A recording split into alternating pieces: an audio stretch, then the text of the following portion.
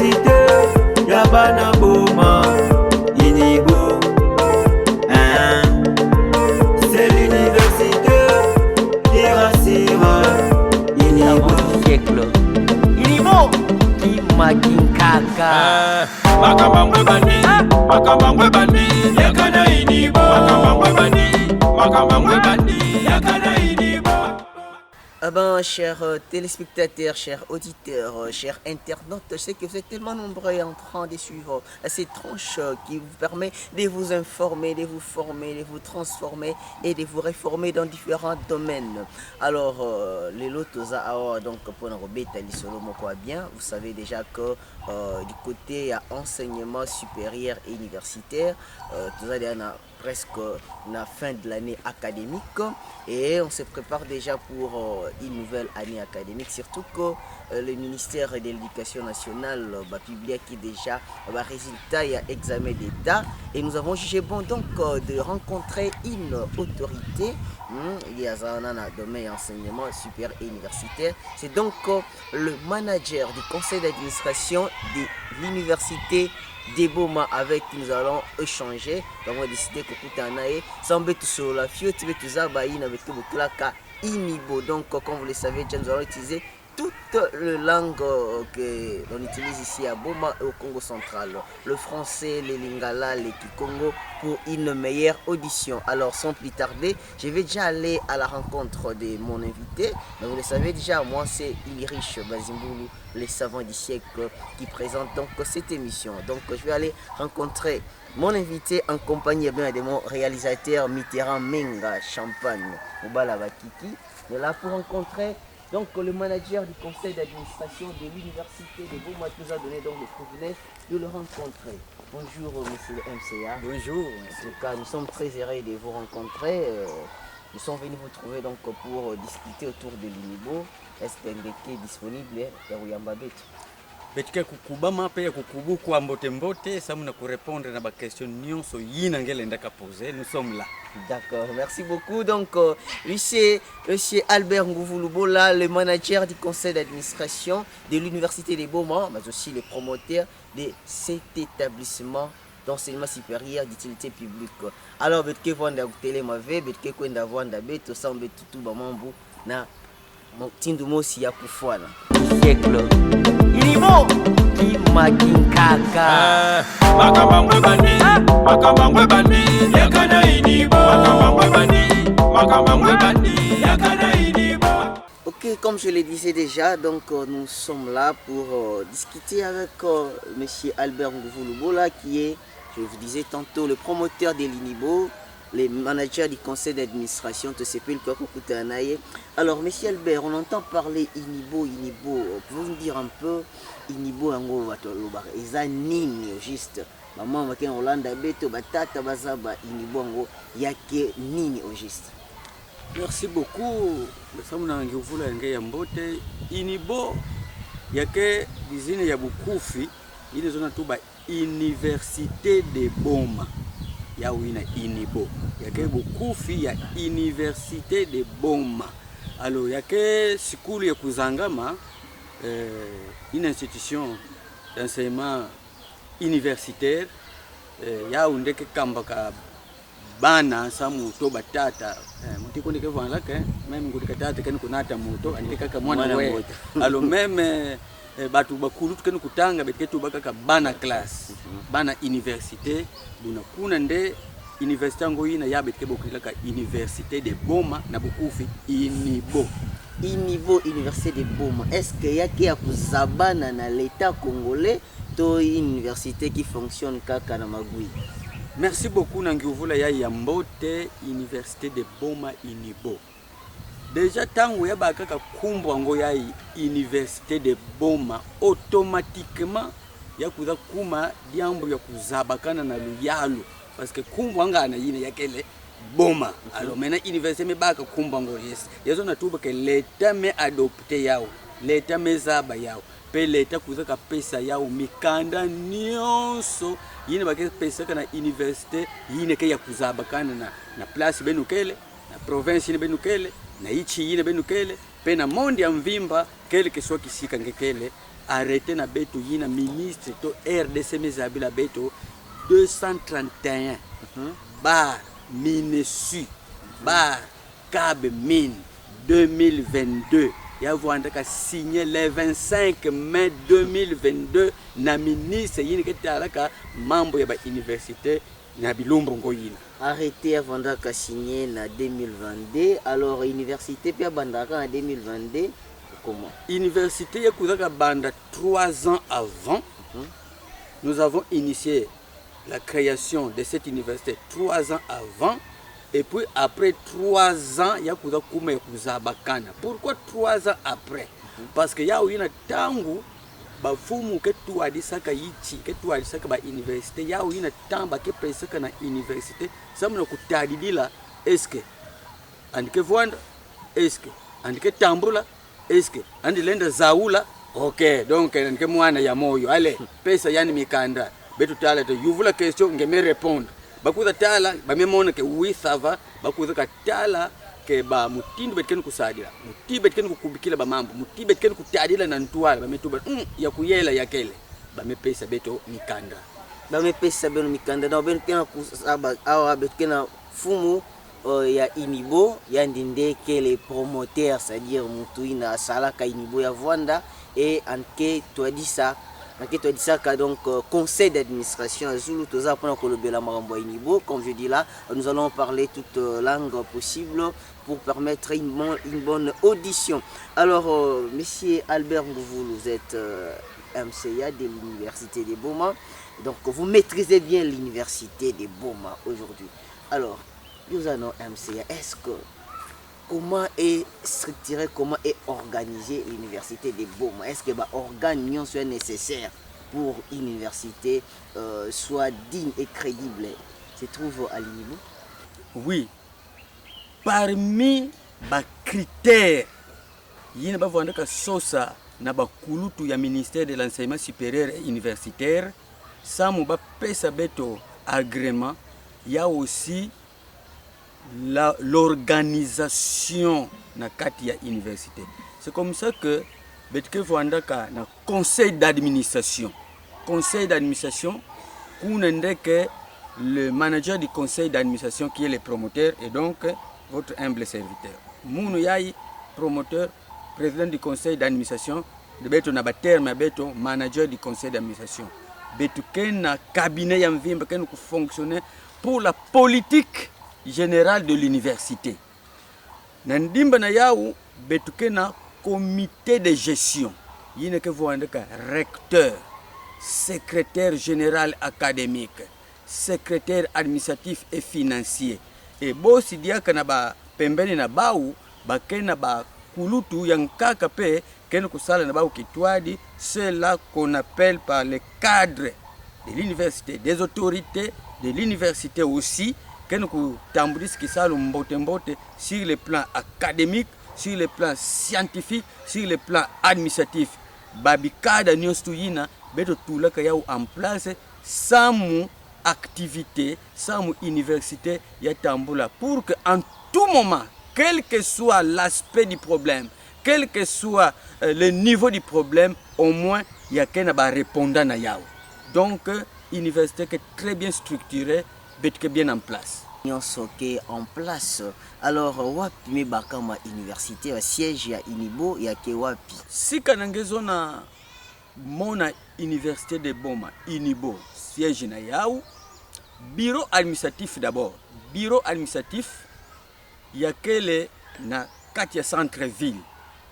Na Katia Centre-Ville, vous êtes à côté, vous êtes au bureau de la régie des eaux. Vous foncez un peu à 20 mètres, ngeke mona bâtiment ya tama, immeuble ya tama ya la cadette. Vana kwandi betu kele keba kuzimba kana ve parce que ngelende kwenda kote porte yankaka. Alors, vana ke bâtiment ba mesonika université de Boma Inibo. Donc pembeni kaka ya bureau ya régie des eaux na ville. Vana nantuwa ngeke mona bâtiment ya la cadette ya tama penge ke mona na kati ya bâtiment yina na ichi kwandi ngeke mona université de Boma. alors vana ndeke ba bureau ya recteur professeur docteur Clément Mukendi, kuna ke bureau ya secrétaire général académique PhD le docteur Jean Mabiala, kuna ke bureau ya secrétaire administratif et financier le chef de travaux Jean-Paul Mwela, et puis ba secrétaire pe baine yankaka kenu kusala na bureau yina. Maintenant ya isamu na sika na ngezo na kwenda pekuna mais sika ngememona ke ngezo na vutukila nge place ya kufi par rapport na emplacement ya ville de Boma, vous pouvez aussi nous contacter au bureau relais, c'est-à-dire qu'est-ce que je peux dire, il y a que net extension ya bureau administratif, il y a que le net deuxième bureau, il y a bureau administratif, il y a que dans l'enceinte de l'hôpital général de référence de Boma. Ngeme ka tele maka vane ke ngeme ka kuma ka vane ke tele maka ba voiture sikana bazona ba lumuka ba ba mkona bika ba client tala kaka na mire ngeke mona bureau relais université de Boma inibo ngeme ka kota na kati, tout est en place à l'intérieur pour que ba yamba ngeyo nyonso kondi yini ngezona vana besoin voilà na kumona beto université de Boma ba classe kutangela parce qu'on dit ba bâtiment yina ya que vous avez hôpital général de référence betu sinke ba contrat na ba mintuadisi ya santé pour que betu tangisi la tete bana na beto na ba bâtiment yine ya item kuna nde betu tangisi la ka bana na beto en attendant ba bâtiment na beto kena kutungama malembe. C'est pas facile, beaucoup d'institutions ba misala ba mvula mingi ba ki même attend ba terrain V mais bien benke déjà na ba bâtiment ya bien kena kutunguka déjà na concession ya beno ya inibo. Alors ba cour ke pesa maka déjà, mais avant d'aborder un aspect très important tellement curieux pour moi, parlez-nous un peu des facultés, domaine de formation, filière ina inibo ke na organisé, parce que batu mingi ba ke na kolanda beto na Boma, na Mayombe, partout ailleurs, même na Putu, parce que betke aussi na YouTube, on a kota na chaîne ya inibo. Hein, inibo na YouTube ngeke mona yao, ou sinon aussi na Bazimbulisme TV ngeke mona émission yai. Alors bakena kulanda beto na fona za baba faculté nini, parce que mutulenda ka kuiza me baka diplôme nandi fo an sona manza babe inibo ngo ina kena ba professeur docteur mais ba faculté nini ya ke organisé te et ça mna une ba faculté ina tata journaliste betkele kubika ba malonga kitoko na université de Boma, vraiment malonga kitoko, et nous avons plusieurs domaines. D'abord du côté médical. Du côté médical, nous avons le domaine de l'imagerie médicale. Muti kone betke kuwaka mwana kadi kubela bake bote bata la tete na radio, bata la tete na échographie, na radio ya beto bakona tala tete na scanner, ba radiographie ya hôpital. Alors fika na ngezo na baka ba malongi ya faso yina ngezo na kuma radiologue, ngezo na kuma muti ni ketala ka ba échographie, ketala ka ba scanner. À l'université de Boma, la seule université qui donne ces enseignements, université de Boma. Il y a que dans domaine imagerie médicale. Hein? Imagerie médicale. Domaine yankaka, il y a que anesthésie et réanimation. Une fois de plus, la seule université, vous prononcer bien, la seule université dans le Congo central qui a organisé réanimation, anesthésie, réanimation. Parce que jusque-là, les hôpitaux mingi kubrikole kwani ou infirmier que peut anesthésie. Non, il faut que vous qualifié kutangisa nge mbote na malongi na ba professeur in mekatu na Kishasa ba enseignement yini ke pesa maka na Kishasa pe na ba ichi nyonso pour que ngeme ka bima ba meza ke yandia yanke anesthésiste réanimateur beto tu batete côté ina ngeme ka bien tu ba ke inibo ya ke univers la seule université. Est-ce que na terrain parce que ben na anesthésie notamment si j'ai bon souvenir, si vous êtes la première université, vous faisons la première institution, maintenant anesthésie na ville la Boma. Cette fois on a témoigné. Est-ce que bafouya beno ba ke comestible dans le marché? Papa, Yayi il fallait que tu betu yuvusa kwende question ngo yayi na bao mosi. Donc bayina même manisa na université de Boma déjà bake sur terrain. Bakene kusala kisalu ya mbote, bakene ku engager bao, kutu bakene ku traîner hein. Parce que bakene kusala kisalu mbote, bakene kusala na ba hôpitaux X ya Boma, Y na Mayombe, Z na Matadi, donc bakene kubaka bao samu basala parce que d'abord yake ba denrée rare. Bakene kusala kisalu ya mbote, baka ba malongi ya faso yina ya anesthésie réanimation, imagerie médicale kuiza na inibo. Maintenant kuna kaka na médical ya ngo, kuna na inibo, faculté ya nkaka ke kuna, domaine ya nkaka ke kuna, filière ya nkaka ke kuna, nous avons les laboratoires techniques de labo. Kutala mbote mbote na microscope. Na ba examen ya biochimie, ya parasitologie, ba examen mutindu. Donc kuiza na université de Boma, université ken kubongisa bana na kusala laboratoire. Ngeke vuanda d'ailleurs bilumbu yayi betken ku betu zibulaka na master. Alors c'est comme ça betu me lancer passerelle. Déjà ba candidat ke kuna baken kumanisa déjà. Donc yake kitoko mingi. Kaka kuna na medical na université de Boma betken na soins généraux. Mwana nge tata mama ditoko ndumba zona vuanda infirmier. Samna kubuka. Donc nous avons ces enseignements là, soins généraux. Les on avons mfelimi infirmier ou bien infirmière. Yankaka ke kuna sage femme. Betu babo kilaka ya una tamatama accoucheuse, accoucheuse kubutisa sage femme. Mais kutube ve munu muzo nka vuanda kwandi sinu muzo na butisa ka munu pe meloko mukeba akala. Même ngekeba akala bakebo kidilaka ya ukaka sage femme. Donc kuna na kaka na université de Boma yake kuna diambo ya nkaka betulenda mona kuna na université de Boma yake le organisation de santé. Donc bayina zona voanda ba gestion des organisations de santé, bayina zona voanda ba administrateur gestionnaire betke kuwaka bakumbu yina kwenda na AG, kwenda na papa AG, kwenda na mama AG, yake ba malongi ya mvimba samu nge kuma plina. Et donc yake na kukubukwa pe kaka kuna na université de Boma yayi ba ndeke tangaka na mwini. OK. Mais bayina ke kuzaka na kokela batu ya faculté classique, c'est-à-dire ngezona sala agronomie. Ichi na betu yake na vocation agricole. Ba agronome ke fioti alors que demande ke ya nene betu ke na donc diambo meluta mena na kutumutala mutu nyonso kene kusoso kudia.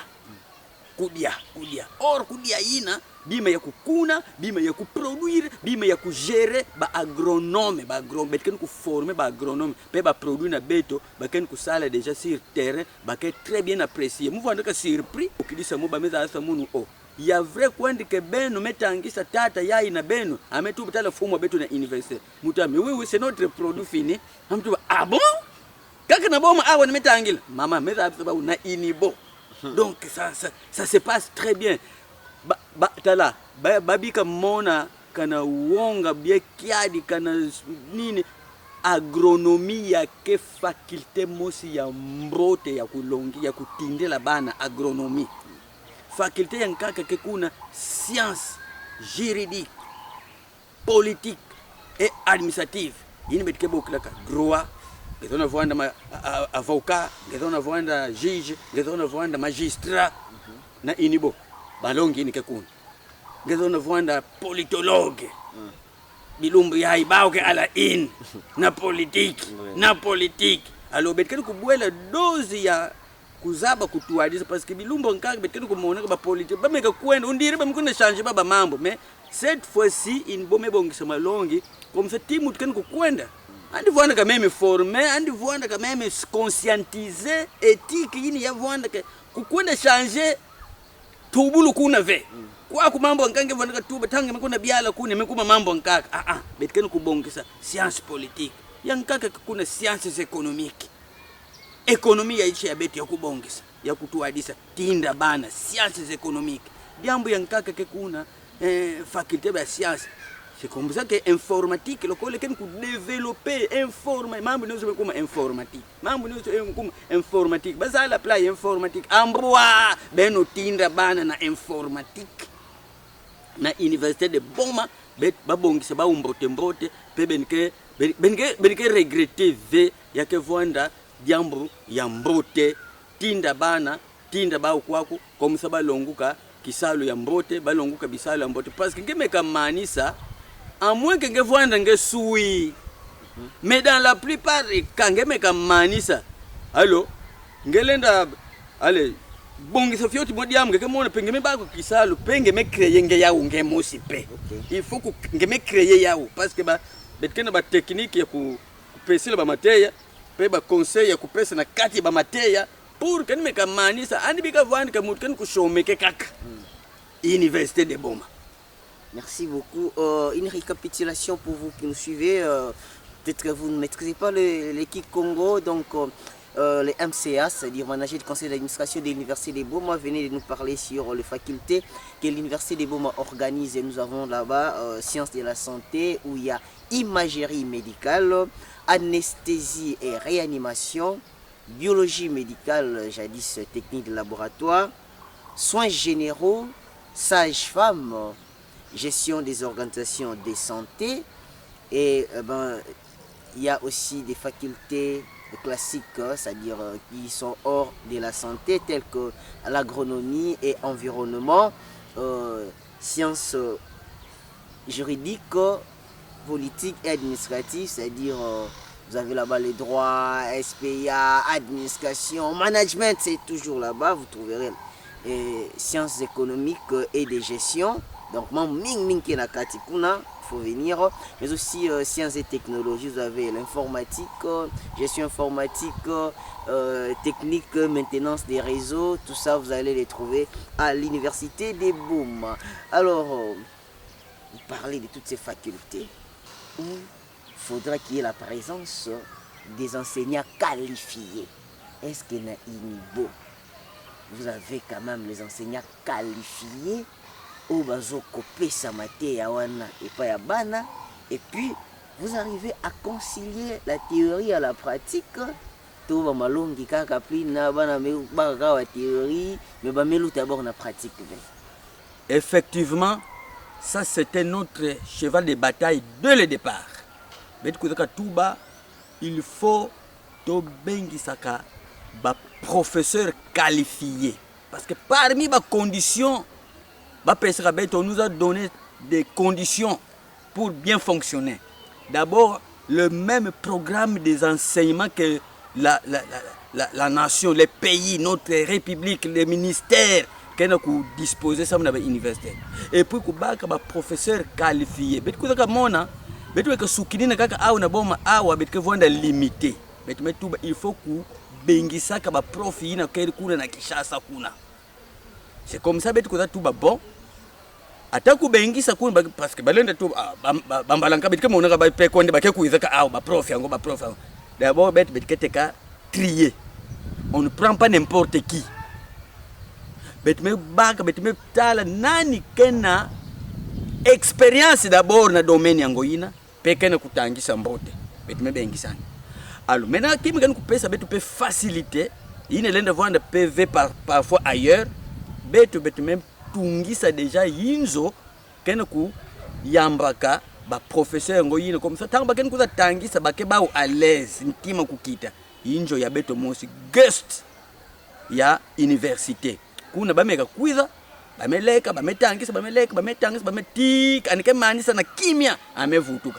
Et donc, ba professeur qualifié ken ko katukaka na Kishasa, Matadi pe na Butembo pe ba ville yankaka bet ken ko trier ke samu yaw ken ko sala ke qu'il y ait de bons enseignements.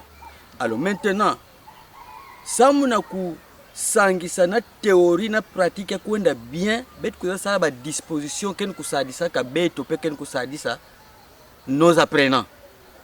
Pratique yake ya ngolo.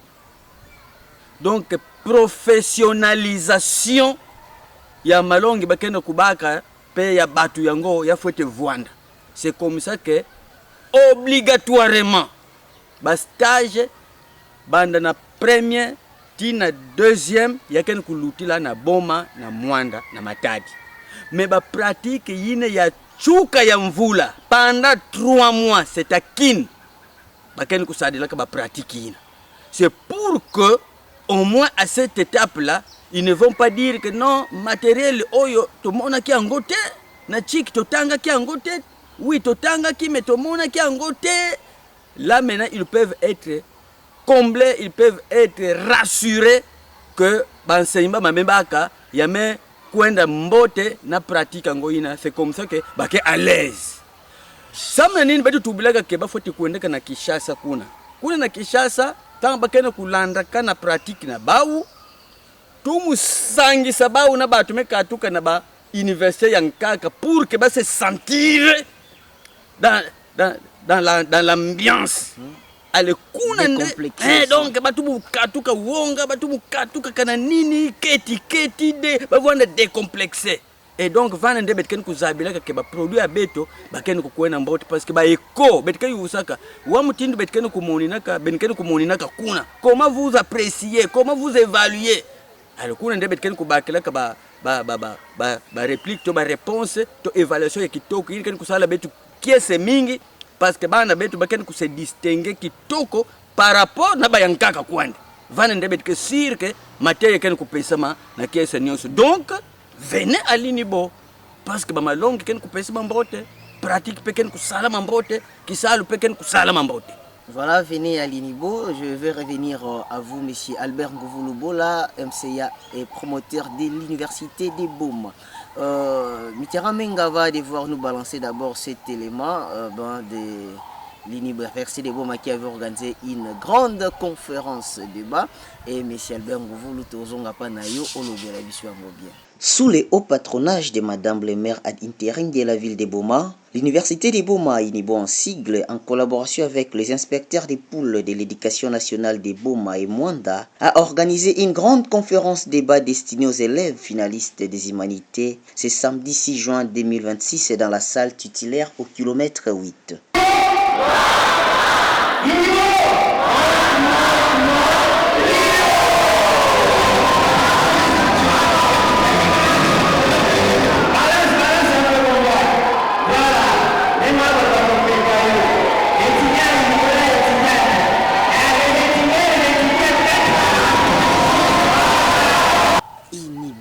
Université. Dans l'élément Toti Kolanda Awawa, nous avons constaté que sous le haut patronage de Madame le maire de la ville de Boma ad intérim, en collaboration avec l'INSPOL de Boma et de Mwanda de INIBO, qui a organisé conférence débat au bénéfice des finalistes. Il a besoin ici. Au côté sous makambo ya enseignement primaire secondaire, qu'est-ce qui vous a motivé? Est-ce que cette activité de conférence débat a eu un impact positif? Parlez-nous un peu de cette. Merci beaucoup de cette belle question. Bien aimé, cette conférence, en l'organisant, on était en train de répondre à plusieurs questions. On était en train de résoudre beaucoup de problèmes. D'abord, dans le cadre de l'université, l'université a 3 missions. L'enseignement, donc Koutangisa. La recherche, c'est-à-dire découvrir, créer, inventer des membres. Ben me ba kula diambo yai. Ben me inventer diambo yai. Ça me kusaidia camp.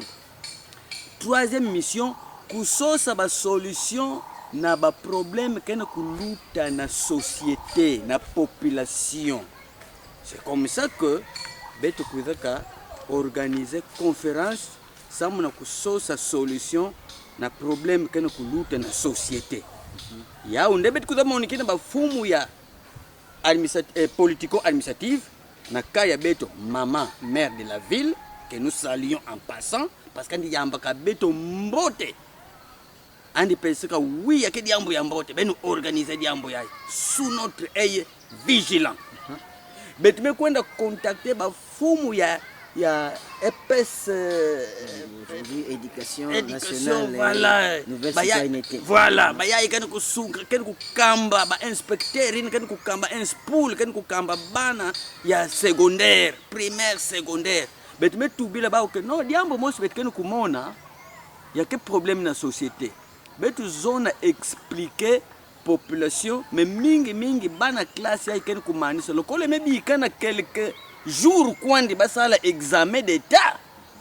Mbote betu expliquer ba comment ça se passe parce que nous à l'université nous comprenons comment ça se passe. Peut-être ba na ba parents balenda comprendre bien vrai ou bien peut-être ba mezaba mais betu bola expliquer comment batu ken kusala examen parce que batu dia que veken ku corriger ba examen d'état yame kuma ba machine ndreme banda corriger ba examen et pour que betu bika échouer trop bana bika échouer trop allons expliquer aux enfants qui vont passer les examens comment ça se passe ça m'a améliorer tchadou na baou parce que soit benike tu musul que benike ma échouer alors que mayele ko benuke alors mbode ko expliquer bayamba ka bet que ça soit na fumu ya luyalo que ce soit na inspecteur ba metuba soyez les bienvenus.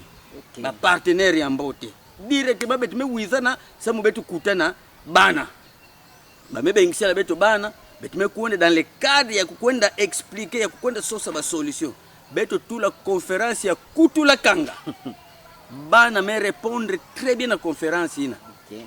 Mon frère, soyons honnêtes et justes. Okay. Les résultats m'voulez y me payer bien.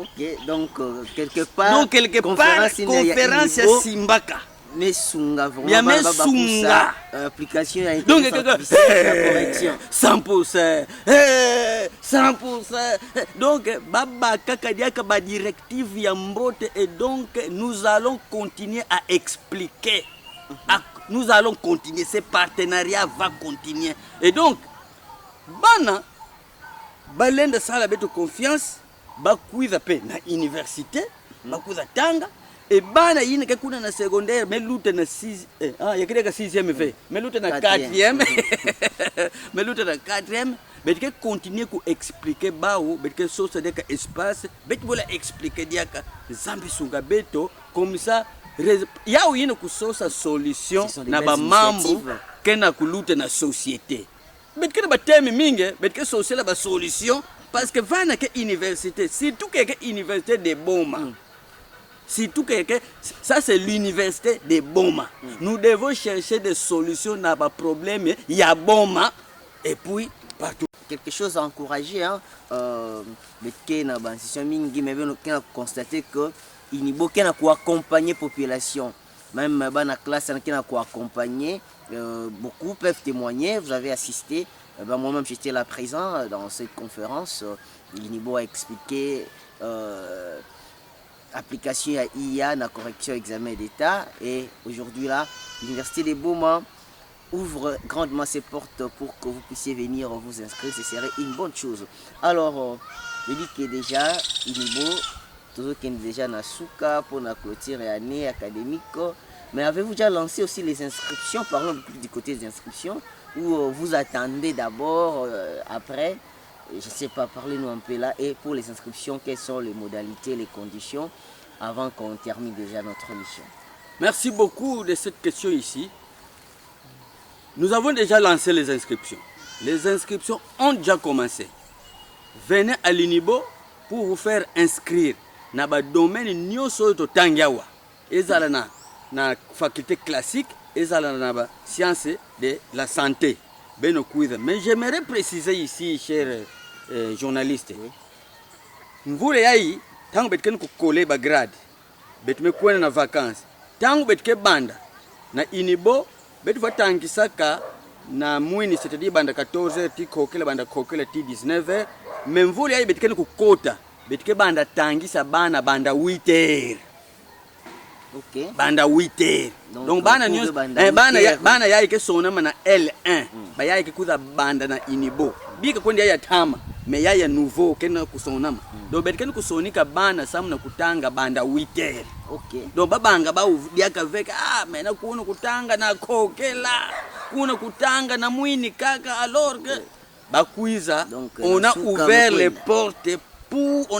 portes pour les enseignements du matin banda na 8h ti erini ke manisaka bacour c'est-à-dire 14h donc que voanda bien ben kuiza ba disposition nyonso me bakama ben kuiza sonama na université de Boma les enseignements vont commencer à L1 à partir de 8h. Et donc, venez dans ce domaine, venez vous faire inscrire. L'inscription elle-même est gratuite.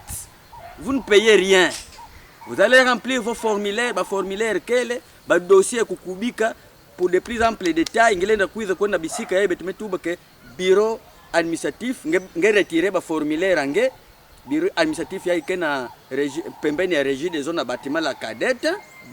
Bureau administratif ya Université de Boma ou bien na bureau relais ya Université de Boma ya ikele na centrale hôpital général de référence de Boma bekebo kilaka hôpital central nanganda vana bureau na betoke na ntwala vana kekemo ba misonika bisono kuza baka ba formulaire ba dossier ya kukubika bitimiza ba yakona yini bakepesika na ba commune fe ba pièce ngo yina bakelomba kona chaque dossier ya uina et puis ko remplir formulaire na beto yina ya ku remplir ba identité nyonso tuyina alors samna kusona mana université pièce maîtresse kete kalomba matete kuvanda diplômé d'état même ata diplôme ngokuiza TTV mais au moins journal kele kwandi ba journal kele kwandi yina ba kepesaka kuiza monisa ya kwandi sonika dizina comme ça ba tulange déjà na liste.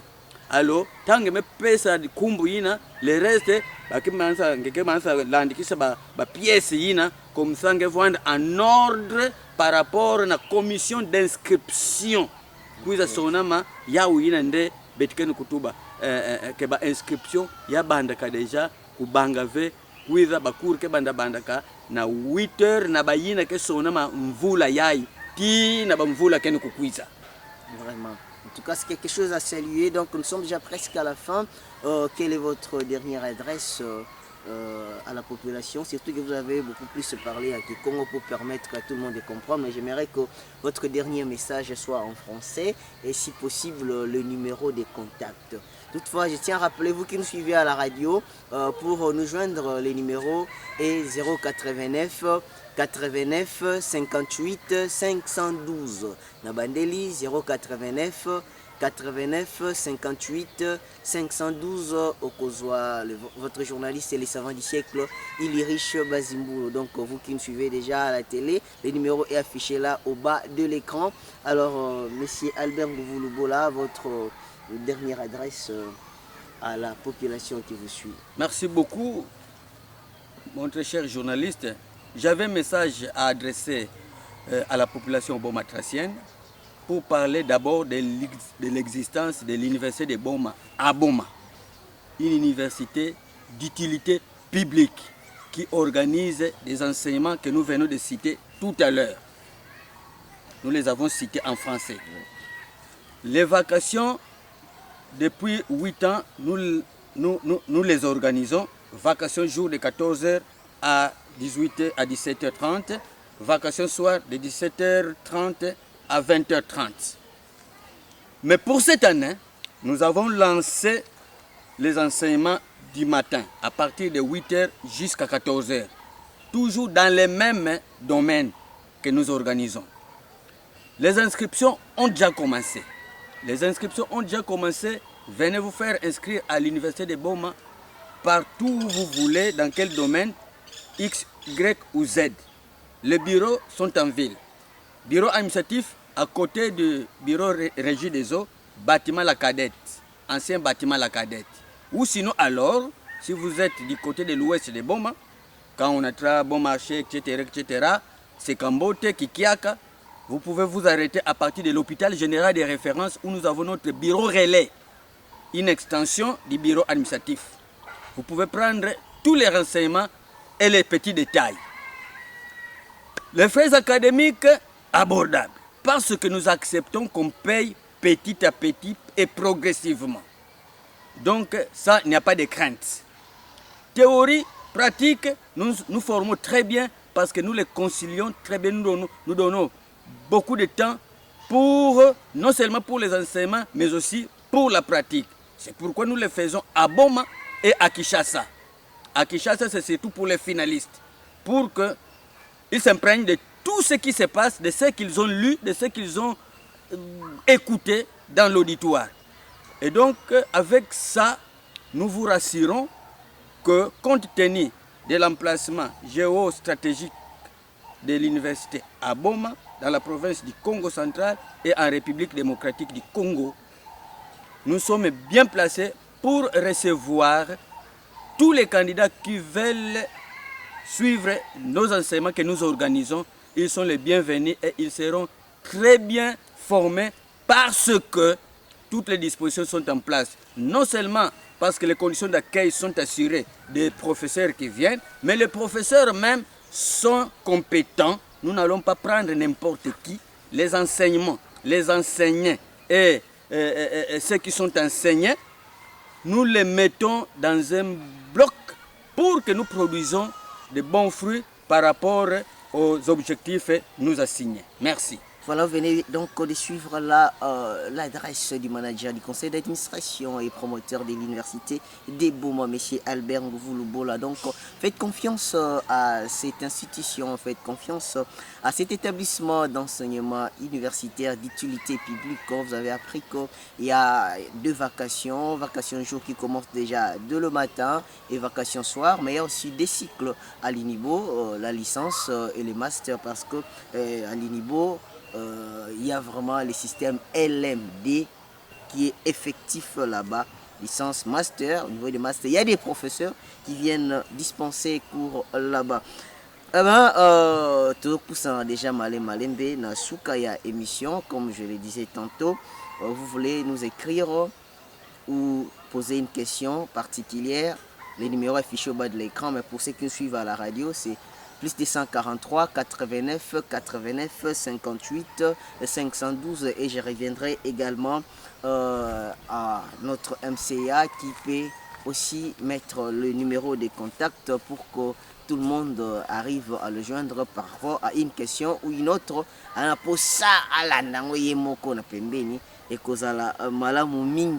Et nous sommes là à votre disposition. Vous voulez passer à l'émission, donc veuillez nous contacter. Nous sommes là à votre disposition. Politiciens, acteurs économiques, nous sommes là à votre disposition. N'hésitez pas, contactez-nous. Nous abordons tout sujet. Tout sujet. Il suffit qu'à Ezala na norme, tout va se passer. Alors, MCA, nous sommes déjà vers la fin. Je ne sais pas, vous avez quelques salutations à donner à ceux qui nous suivent et puis numéro nayo comme ça tout soit il y a bureau au barreau contacter directement Inibo parce que en tant que journaliste c'est tout pessime il y a université des Boma. Merci beaucoup. Salutations à ma chère épouse maman Annie Ngouvou. Nakobo ça n'a pété Maman Albertine Ngouvou, là c'est l'enfant. Okay. Et salutations à toutes les autorités de l'université de Boma. Bandana recteur, qui n'a pas enseignant en passant par le secrétaire général académique et le chef de département Nyonso Bambote Nabango. Nous sommes les pouvoirs, nous incarnons les pouvoirs organisateurs de l'université et donc je dois être ouvert à toute la population. Donc il faut que l'on appelle ça ba numéro nangai. Okay. Ba numéro nangai soki na WhatsApp kota kaka na WhatsApp 089 79 47 117 Bandela 089 79 47 117 WhatsApp. Appel normal 085 502 31 13 31 13. 085 502 31 13. Ok, merci beaucoup. Je tiens à vous signaler que bientôt là, il y aura un bel ouvrage qui va paraître dans une grande édition internationale, édition universitaire africaine. Cet ouvrage qui parle de l'université de Boma et la personne d'Albert Ngouvoulou. Ouvrage intitulé Université de Boma, le rêve d'un bâtisseur, Albert Ngouvoulou Bola. Hein, cet ouvrage-là qui est écrit par un grand écrivain, au ataka na téléphone, au côté tapé combo nae, tapé kaka, il est riche Bazimboul ou Bazimboul, tu vas voir, tu peux lire déjà mon ouvrage nae belé. Donc c'est ça. En tout cas, merci beaucoup monsieur Albert Ngouvoulou d'avoir répondu à notre invitation et nous souhaitons prospérité à l'université de Boma et que le Seigneur vous garde longtemps. Merci beaucoup, très enchanté d'être reçu par Bazimbolo, chef des travaux. Merci. Siècle. Inibo Kimakinkaka. Makamangwe bandi, yakana inibo. Makamangwe bandi, yakana